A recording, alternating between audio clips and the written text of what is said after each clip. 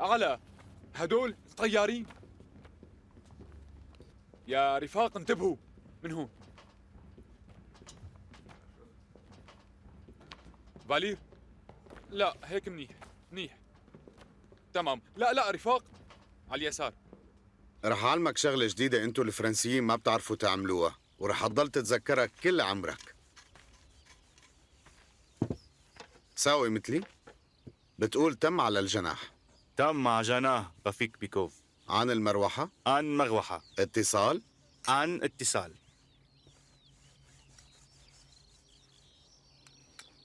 وما تنسى عناصر الإشارة.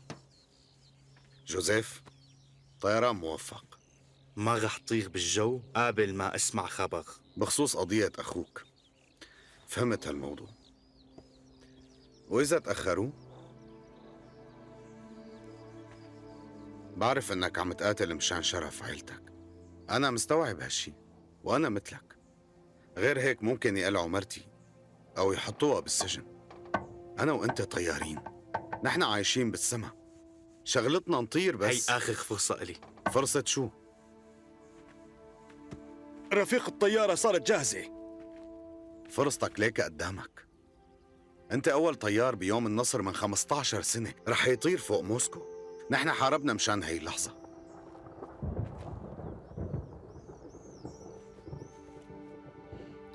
مو مشكلة، رح ننطر.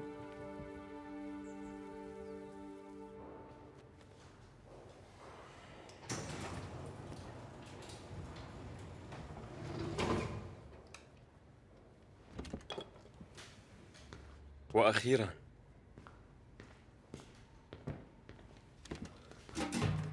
يا سلام، هي أول دفعة وصلت. شو كل هدول؟ وضايا المساجين بسجن 188 عن سنة 1946 مثل ما طلبت. إيه بس نحن طلبنا قضية محددة. ريشال شابرييل مواليد 1919. دور عليها، اخدم نفسك بنفسك.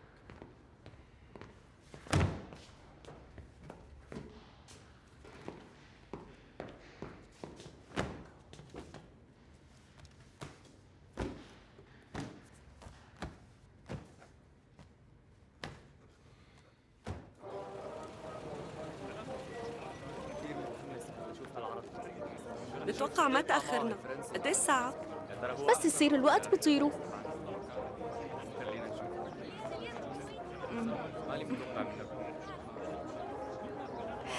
برأيك ليونيد إنه تكون طيار شغلة رومانسية؟ الرومانسية الحقيقية بين الموج.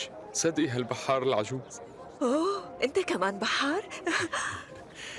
رايسة قولي لي، أنت بتحبي ياسينين؟ كله إلا هي.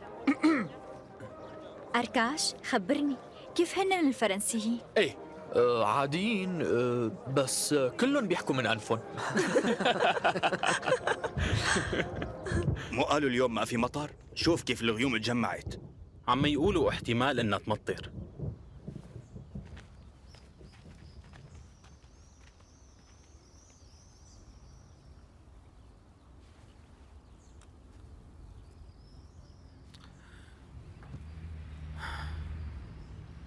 وصل.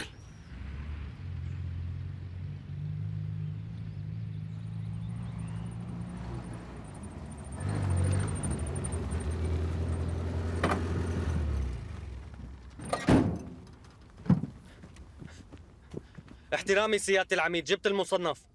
سلموا فورا. تفضل. ممكن ننصرف سيدي؟ انصرف.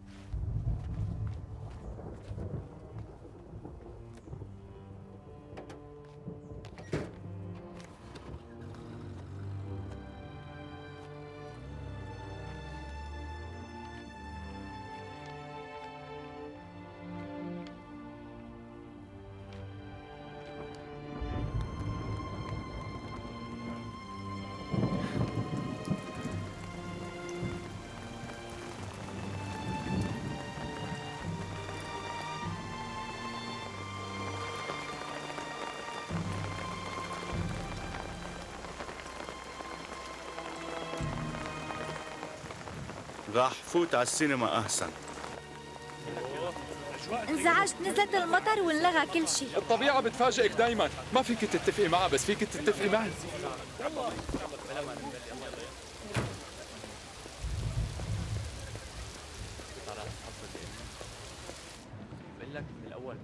غريغوري فلاديميروفيتش، لقيت قضية شابرييل وبعتها فورا. ممتاز. هذا شغل عظيم مراتوف بنيك. وشو الفايدة؟ الفايدة يا أندري إنه نحن قدرنا هلأ نتفادى فضيحة دولية. نحن تفاديناها على الفاضي. شو قصدك؟ ما بتتخيل قديش في قضايا للفرنسيين هنيك. أول شي قريتهم، بعدين تصفحتهم، بعدين صرت عدهم. بالساعة اللي كنت فيها هنيك عديت حوالي 7000، وهدول ما بيطلعوا النص. بضواحي تامبوف في معسكر رقم 188 بعتوا الكل هنيك، اللي ساعد الفاشيين واللي قاوم وكل واحد طلع قدامهم، وما حدا دقق بالتفاصيل. إيه حرب؟ ما عندك وقت تدقق بالتفاصيل. وقتها كان في حرب، بس هلأ عن إذنك أندري. خير رفيقة روتا؟ ما رح يطير. ما بعرف شو ممكن نتوقع لسه. إذا شابرييل بيعمل مشكلة وبيحكي للصحفيين عن أخوه. أنا وصلت له الملف تبع أخوه وهو وعدني ضل ساكت. بس بالأرشيف في كتير قضايا. مراتوف كان موجود هنيك وعدهم وطلعوا بالآلاف. فإذا هو ما حكى غيره بيحكي. قديش عدد القضايا أهلي اللي موجودة بالأرشيف؟ عفواً لو سمحت، ممكن كلمة؟ ممكن إذا كان فعلا كلمة. مو بالضبط.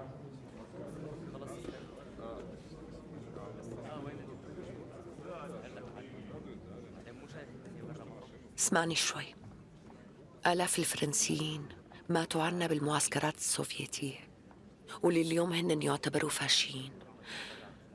تخيل معي، قبل ما يبلش مؤتمر باريس قيادة الدولة تقرر تبلش بعملية تسوية وضع بعد الموت لغير المذنبين. أنا برأيي مجرد الحكي بالموضوع رح يخلينا نروح على باريس ونحط إيدنا بإيدهم. روتا، هي فكرة عبقرية، بس أنت بتعرفي منيح مين بياخد هيك قرارات. أنت برأيك أنا بقدر أخذ مثل هيك قرار؟ شكراً كتير على ثقتك، بس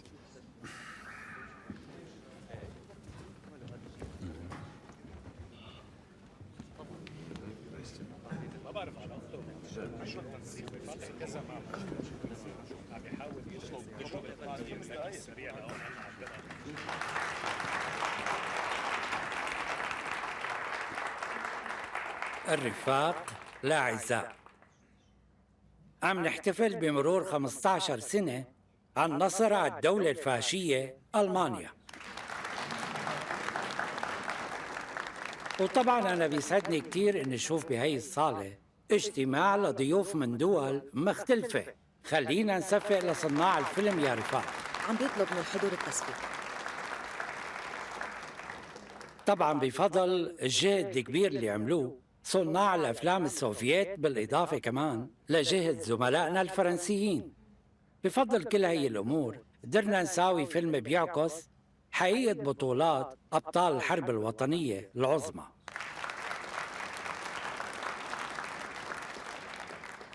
كل هذا الشيء من شان بالآخر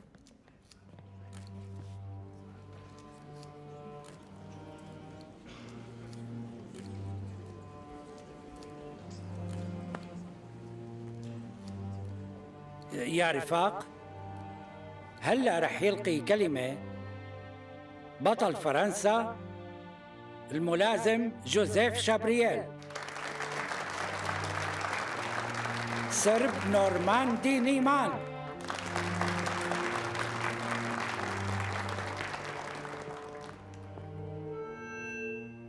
أنا ناطرت 15 سنة. شو نعمل؟ ما عندي فكرة. Dans la guerre, j'ai eu l'honneur de combattre dans les forces aériennes de l'URSS. بفترة الحرب كان إلي الشرف إني قاتل بصفوف القوات الجوية السوفيتية. Nous étions ensemble à la vie et à la mort. كنا مع بعض بالقتال وبالموت كمان. J'ai perdu mon frère dans votre pays. مع الأسف أنا خسرت أخي ببلدكم. Il n'est pas mort sur le champ de bataille. بس ما خسرته بأرض المعركة. Dans 15 ans, j'étais persuadé que je ne trouverais pas cette tombe. إلي 15 سنة مفكر إني ما رح أقدر لاقي قبره. بس اليوم القيادة السوفيتية أثبتت إنهم أصدقاء حقيقيين وبيقدروا يعترفوا حتى بالأغلاط القاتلة. L'amitié entre nos deux pays, c'est qui nous réunit. الصداقة بين دولنا هي اللي بتجمعنا دائما، مثل ما الاتحاد السوفيتي أكد من فترة أنه سماء الاتحاد مغلقة بالنسبة للأمن. الأمور لهاللحظة تمام، المفروض يكمل. يثبت أنه هاي السماء مفتوحة للأصدقاء. شكراً.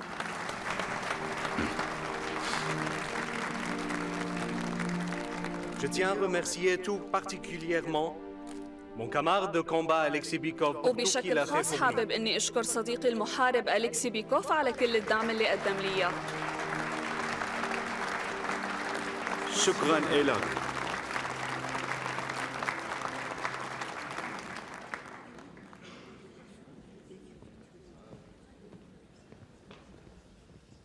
مشاهدة ممتعة يا رفاق.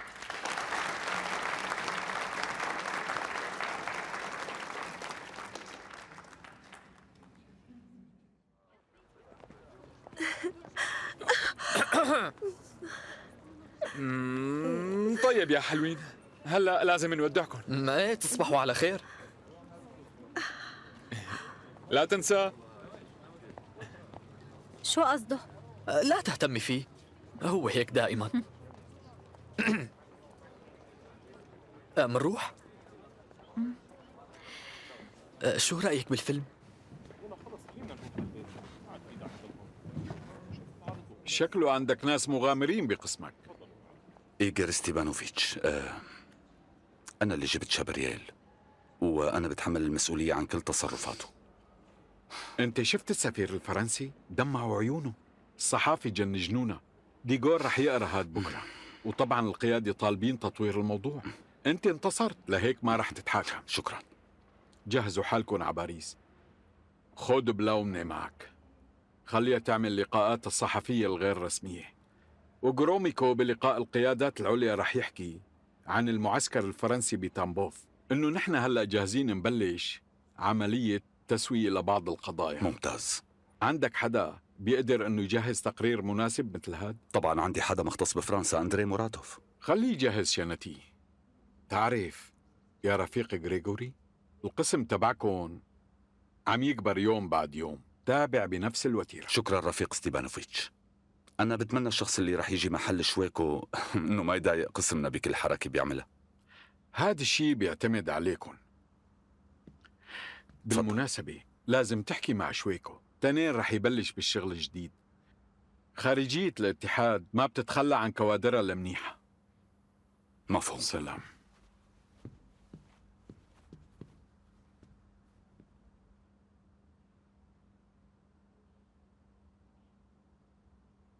سوف يؤجل الخريف إلى الصيف، كما سيلغى الصيف إلى حين اللقاء. اللقاء إلى تاريخ غير معلوم، لا شيء ثابت ولا شيء خالد. نحن فقط بقينا في آذار هذا، سعداء ثابتون مختبئين في لقطة التوقف التي تدوم أزلا، كذرة غبار في لحظة كهرمان. عن جد شو حلو أركاش. هالكلام إلك؟ لا، هاي قصيدة ألبرت باكروفسكي. طيب أنت حبيتي هاي القصيدة؟ كتير.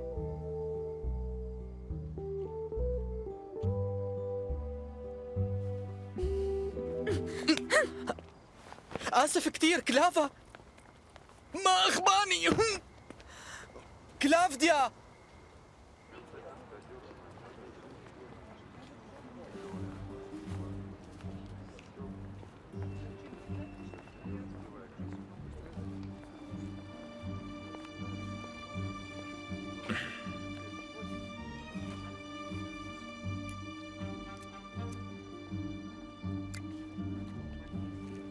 Le plan a changé.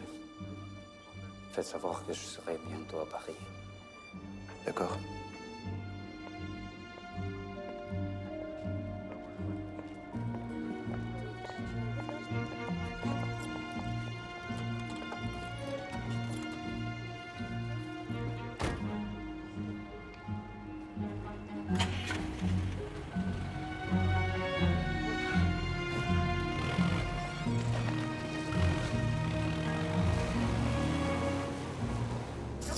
أعزة، بعد 20 دقيقة ستهبط طائرتنا في عاصمة الجمهورية الفرنسية باريس.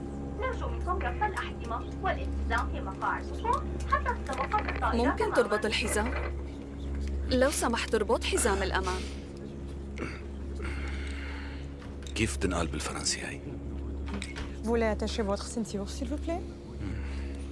اسبوع بالكتير وراجع معكم، بتمنى تتذكروني. طاقمنا دائما بخدمة حضرتك. لو سمحتي. ايه تفضلي.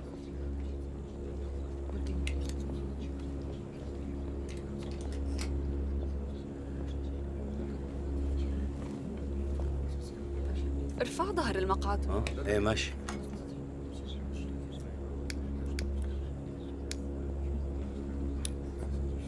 ممنوع التدخين بوقت الهبوط. طيب ماشي. واربطي حزام الأمان. أنت شفت بعينك الصفحة الأولى عم تحكي عن الصداقة معنا. رح نهبط. ما بعرف كيف جماعتنا عملوها، بس أكيد نحن كمان ما عنا أي مانع. رح نهبط. كتير حلو. علاقتنا مع الفرنسيين تحسنت، بس شو الفايدة؟ من جهة الأمريكان متفقين مع الإنجليز، ومن جهة تانية بدهم يصلحونا. هذا بيشبه مسرح العرايس، عاملين حالهم عم يسمعونا، بس بالحقيقة هذا كله على الفاضي. أنا بأكد لك إنه الأمريكان ما رح يسمعونا غير وقت نحن نطير فوق مدينة باريس مع قنبلة نووية. نحن أصلاً طايرين مع قنبلة. خروشوف نيكيتا سيرجيفيتش، هيك اسمها. الخروشوف اجى على المؤتمر مع حبيبته. الاسبان هيك عم يحكوا. عن جد هي مهزلة. شو عندك أركاش؟ قال اليابانيين طلبوا من حليفهم الجديد أمريكا يفتحوا موضوع جزر الكوريل من جديد. تقول أمريكا ما عندها لا شغلة ولا عملة. مو مشكلة، رح نورجيهم كيف رح يكون الترتيب. ورجيني تقريرك التحليلي فورا. طيارتي بعد شوي، كتبته؟ وينه لكان؟ تقريري جاهز على المسودة، بعد شوي بس افضى بكتب لك اياه. تقريري؟ صار جاهز. ممكن تعطيني كبريتة؟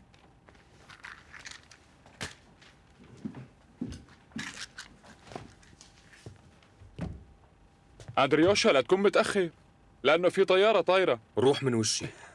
رحت.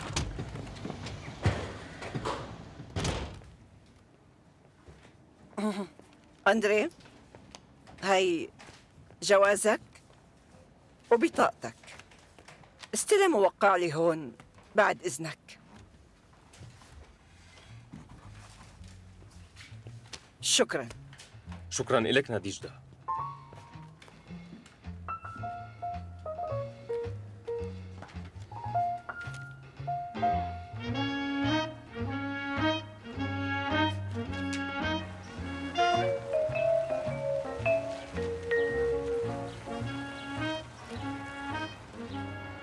المخابرات الأمريكية وظفت 10 محللين نفسيين ليحللوا تصرفات نيكيتا سيرجيفيتش، ونحن عنا أنت روتا كارلوفنا. هذا أطراء بالمناسبة. فهمت عليك. Laetitia. Hello. My lord, how long has it been? Eternity. Unbelievable. You look great. Oh, thank you. And they're doing a better job racing the pictures. Yes. Okay. What have you done to the French? They're practically eating out of your hands. Look at this. All credit goes to Comrade Beach. What are the two of you these days? Things are good. That was ever handsome. Maybe they sent me and not you to be his interpreter. I'd be the one living in the Soviet Union these days. Any children? I have 4 boys. Can you believe it? I'm sorry, I remember. Of course, dear. We'll see enough of each other this week.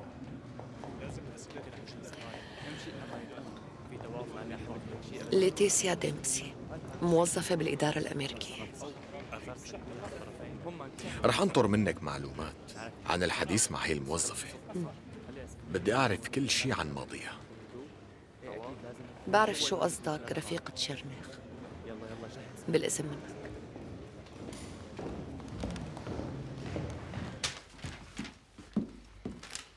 شكرا. يمكننا اعتبار تغطية موقف الاتحاد السوفيتي في باريس متحيزا. سيتغير هذا الوضع عندما يركلهم الرفيق خروشوف ركلة قوية على مؤخراتهم. عم تتمسخر؟ شو بدك تقول؟ هذا ملخصي. انت ما شفت شو عم يكتبوا؟ ركلة على مؤخراتهم؟ شو هالمسخرة؟ دبلوماسيين اللي حيقروا هالشي؟ الدبلوماسيين مو بشر، رح يفهموها. كورنييف، انت ملاكم ولازم تحترم خصمك، وخاصة لما تكون حتربح. الاتحاد السوفيتي هلأ بوضع قوي، مشان هيك هلأ كل المطلوب منا نفرض شروطنا بكرامة وبكل هدوء. لا ماني معك. هاد الحكي رخيص، غيره فورا. ايه ما تواخذنا مسيا موراتوف، نحن مالنا نبلاء ومالنا متربين بباريس. كبريتي.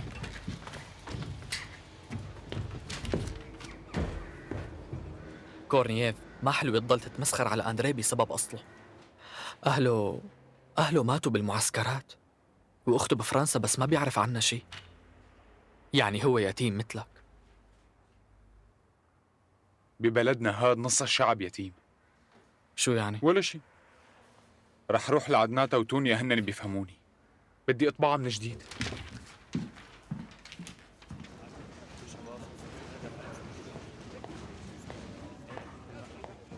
الأمريكان قيموا مناورتنا مع شابرييل الطيار السوفيتي والفرنسي على أول صفحة بليموند. بالبنتاغون هيك شغلة بتسد النفس.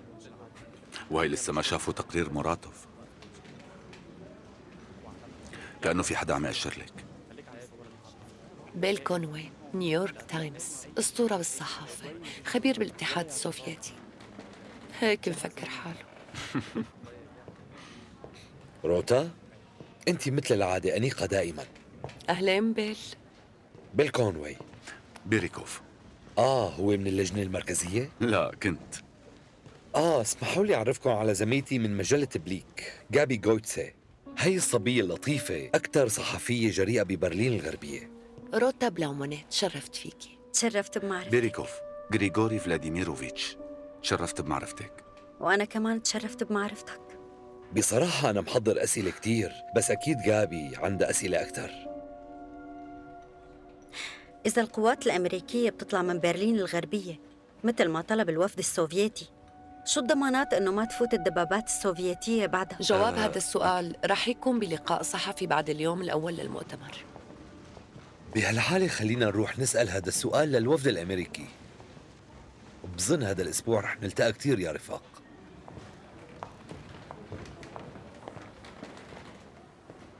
الفضول رح يقتلهم، وهاد واضح وما عم يقدروا يخبوا.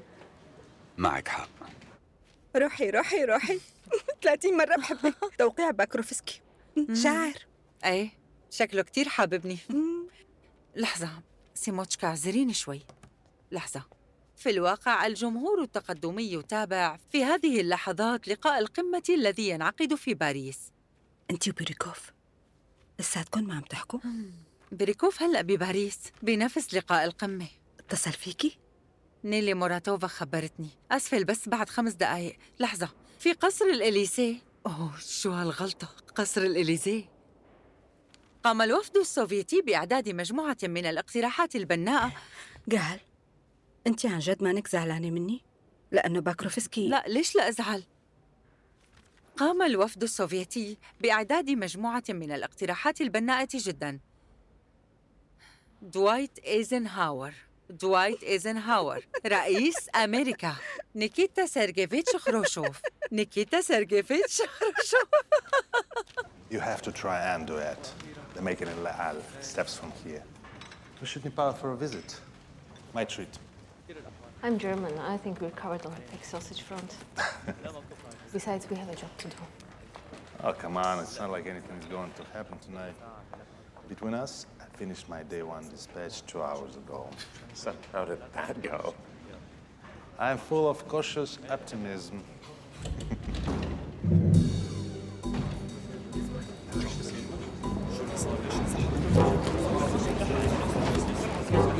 يا ترى شو اللي صار؟ شو صار رفيق؟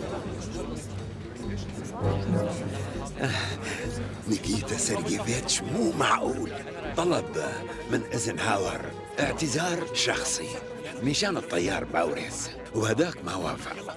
ساعتها نحن ضربنا على الطاولة بقوة وطلعنا. الامريكان والانجليز قاعدين جوا وبحالة صدمة. ايه والفرنسيين؟ شبهن الفرنسيين. بقصد شو نصرح للصحافة؟ انساهن. ليك نحن مو مجبورين نشرح لحدا شيء. بكره بأول طيارة راجلين على موسكو، وما بدي أي تواصل مع الصحافة. مفهوم؟ مفهوم. شو سبب ترك الوفد السوفيتي اللقاء بشكل عاجل؟ فيني أعرف؟ بنعتذر منك، ما في أي تصريحات صحفية ونحن راجعين على الفندق وفورا.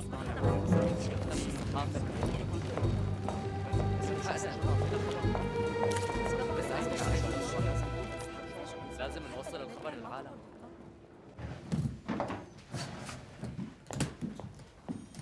أندري فلاديميروفيتش، التقرير الصحفي من الرفيق كورنيف نحن طبعنا وطلب منا نعطيك إياه.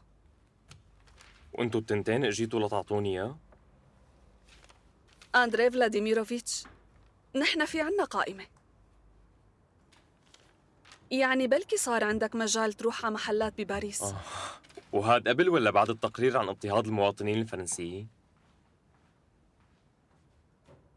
منعتذر.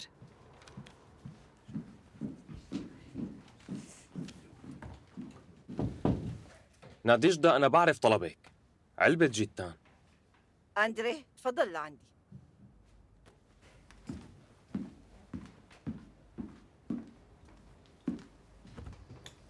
أندري، السفرة تبعك التغت. ناديجدا بيتروفنا. كيف؟ طيب ليش؟ هو بصراحة هذا الشيء بالكوف وروتا بيشرحوا لك يا بكرة وقت بيرجعوا.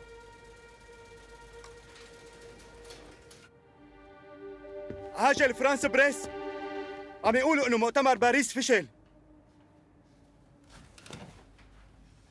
أبجد هوز حطي كلمن صعفص قرشت. أبجد هوز حطي كلمن صعفص قرشت. أبجد هوز حطي كلمن صعفص قرشت. خدي هاد لشوف نص جديد. نص دقيقة على الهوا عم تمزحوا انتو؟ قالينا مو وقت الهستيريا تبعك، أخبار يعني عطول في شي جديد. تعبيراً عن احتجاجه الوفد السوفيتي يغادر قاعة المباحثات في قصر الإليزيه. 10 ثواني. شو اللي صار معهم لحتى انسحبوا هيك؟ نحن جاهزين. أهلاً بكم أعزائي المشاهدين. نقدم لكم آخر الأخبار.